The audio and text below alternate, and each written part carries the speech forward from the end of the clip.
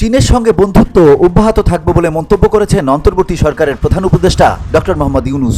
৩০ নভেম্বর নিক্কেই এশিয়াকে দেয়া এক সাক্ষাৎকারে এসব কথা বলেন প্রধান উপদেষ্টা। সোমবার সাক্ষাৎকারটি প্রকাশিত হয়। ডক্টর ইউনূস বলেন, এই দায় বাংলাদেশ কতদিন বহন করবে? রোহিঙ্গা সংকট সমাধানের জন্য আমাদের একটি সুস্পষ্ট গন্তব্য ঠিক করা দরকার। মিয়ানমারে জাতিসংঘ শাসিত নিরাপদ অঞ্চল প্রতিষ্ঠার পক্ষে বাংলাদেশ। প্রধান উপদেষ্টা বলেন, মিয়ানমার অনুমতি দিলে বিপুল পরিমাণে রোহিঙ্গা তাদের দেশেই থাকতে পারবে। সেখানকার পরিস্থিতি স্থিতিশীল হলে তারা অন্য দেশে স্থানান্তরিত না হয়েই তাদের নিজ ভূমিতে ফিরে যেতে পারবে বলে উল্লেখ করেন doctor Mohammad Yunus.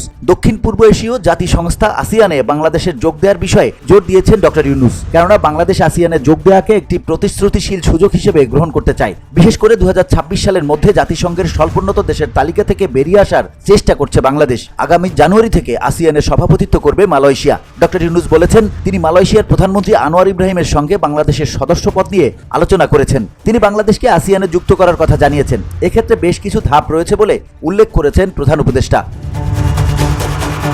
VOD Bangla news desk.